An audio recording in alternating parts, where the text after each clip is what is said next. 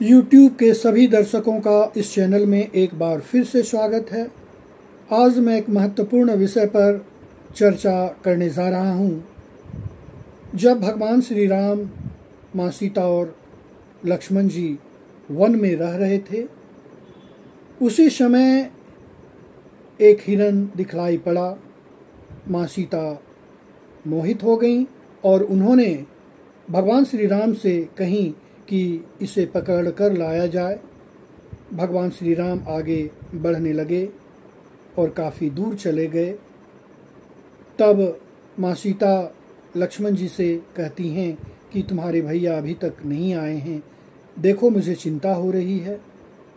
तब लक्ष्मण जी कहते हैं कि वो सर्वज्ञ हैं, चिंता करने की कोई बात नहीं है। लेकिन माँ सीता कहती हैं कि नहीं, तुम जाओ और देखो। तो उसी समय लक्ष्मण जी एक रेखा खींच देते हैं और कहते हैं कि इस रेखा से बाहर मत जाइएगा, जिसे लक्ष्मण रेखा के नाम से जाना जाता है। और कुछ ही क्षण के बाद रावण वेश बदलकर भिक्षा लेने पहुंचा। माँ सीता भिक्षा दे रही थी। तब रावण कहता है कि नहीं, आप बाहर आकर मुझे भिक्षा दें, बंधन में भिक्षा स्वीकार नहीं है। इस बात को माँ सीता समझ नहीं पाई और आगे बढ़ गईं। जैसे ही वो आगे बढ़ती हैं, रावण उसे पुष्पक विमान में बैठाकर लंका चला गया। जब इस बात को भगवान श्री राम और लक्ष्मण जी को पता चला तो काफ़ी चिंतित हुए और धीरे धीरे उन्होंने ये सोचा कि लंका पर जाकर रावण से युद्ध किया जाए। और युद्ध करने से पहले उन्होंने सोचा कि एक यज्ञ कराया जाए। जो ये मूल कथा चर्चित है, तमिल का जो रामायण कंबन है उसमें लिखा हुआ है। उन्होंने जाम्बवंत जी से कहा कि एक महापंडित की आवश्यकता है जो यज्ञ करवा सके। तब जाम्बवंत जी ने कहा कि एक महापंडित है जिसका नाम है रावण, लेकिन शायद वो यज्ञ कराने आएगा कि नहीं। तब भगवान श्री राम और लक्ष्मण जी ने जाम्बवंत जी को रावण के पास भेजा और तब जाम्बवंत जी वहाँ पहुँचते हैं और रावण से कहते हैं कि मुझे आपके जैसा महापंडित चाहिए जो भगवान श्री राम के पास जाकर यज्ञ करवा सके। रावण कहता है कि शायद लंका पर विजय प्राप्त करने के लिए यज्ञ किया जा रहा है। तो जाम्बवंत जी ने कहा हाँ ऐसा ही है। तो रावण कहता है कि जो भी मेरे दरबार में आता है और मैं पंडित हूँ, ज्ञानी हूँ, तो मैं स्वयं वहाँ पर जाऊँगा। और रावण संदेश भेजते हैं कि सारा वस्तु का इंतज़ाम किया जाए। लेकिन एक बात की जानकारी उन्होंने दी कि सीता तो यहाँ है। तो उन्होंने कहा कि मैं सीता को भिजवा दूंगा, क्योंकि यज्ञ तभी पूरा होता है जब पति पत्नी दोनों एक साथ यज्ञ में बैठते हैं। और तब रावण पुष्पक विमान से सीता जी को वहाँ भेजा। और जैसे ही रावण वहाँ पहुँचा, भगवान श्री राम और लक्ष्मण जी ने उन्हें पैर छूकर प्रणाम किए और आशीर्वाद प्राप्त किया।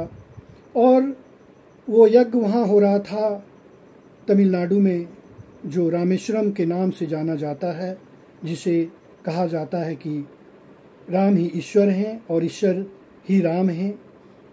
यज्ञ की शुरुआत होती है। यज्ञ जब पूर्ण होता है तो रावण पुनः सीता को पुष्पक विमान से लंका चले जाते हैं। देखिए किस तरह की ये बात है कि एक और रावण शत्रु है तो दूसरी ओर यज्ञ कराने के लिए वहाँ पर पहुँचा। इसलिए कहा जा सकता है कि आज इस तरह की बात नहीं होगी। और उस समय भगवान श्री राम रावण से कहते हैं कि मैं आपको गुरु दक्षिणा में क्या दूं। तो रावण कहता है कि जब समय आएगा तब मैं तुमसे दक्षिणा मांग लूँगा। तब श्री राम कहते हैं कि हो सकता है कि मैं उस समय किस स्थिति में रहूं, इसलिए अभी ही मैं दक्षिणा देना पसंद करूँगा। और इस तरह से देखा जाए तो यज्ञ हुआ और यज्ञ के बाद वो फिर चले गए और रावण इतना कह के गए कि अगर मेरी मृत्यु होगी तो तुम दोनों मेरे सामने रहना। इस बात को सुनकर भगवान श्री राम और लक्ष्मण जी को आंसू आ गया। इस मार्मिक कथा से हम बहुत कुछ सीखते हैं कि एक और शत्रु तो दूसरी ओर यज्ञ कराने में मदद करना। आज के युग में इस तरह की बात नहीं होगी। इसलिए हम सभी को इस कहानी से यह संदेश मिलता है कि जीवन में कितने प्रकार के लोग हैं, कितने चर्चित हैं। और तब रावण लौट गया और बाद में युद्ध हुआ। युद्ध में भगवान श्री राम युद्ध को जीते और माँ सीता को फिर लौटा कर लाए। और देखा जाए तो जब रावण की मृत्यु हुई तो भगवान श्री राम लक्ष्मण जी से कहते हैं कि जाओ उनसे कुछ सीख लो। तब लक्ष्मण जी उनके सिर के पास खड़े हो जाते हैं। रावण कुछ नहीं बोलता है और तब लक्ष्मण जी गुस्से से आकर अपने भैया श्री राम को कहते हैं कि वो मुझे कुछ नहीं बता रहे हैं। तब भगवान श्री राम कहते हैं कि अगर कुछ सीखना है तो सिर के पास नहीं बल्कि पैर के पास जाओ और कुछ सीखो। और तब रावण उसे कुछ सिखाते हैं। इस तरह से देखा जाए तो ये एक कहानी ही नहीं है बल्कि धर्म के प्रति निष्ठा है। हम ऐसा कार्य करें जिससे जीवन में कभी कोई तकलीफ नहीं हो। और देखा जाए तो सत्य का विजय हमेशा होता है। इसलिए हम गलत राह पर नहीं चलें, क्योंकि गलत राह एक दिन हमें समस्या से ग्रसित कर लेता है। इसलिए जीवन में हम कुछ ऐसा कार्य करें जिससे हम आगे बढ़ सकें। और ये हमें रामायण से सीखने को मिलती है।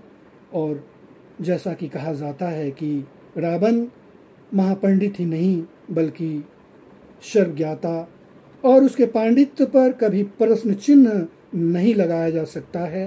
3 लोकों में वो आगे थे, 3 लोकों का विजेता।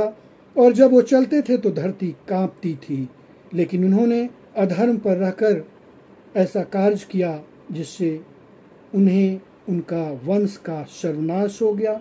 इसलिए हम सभी को जीवन में अच्छा कार्य करना चाहिए, अच्छा पथ पर चलना चाहिए। और ये हमें रामायण से जानकारी प्राप्त होती है।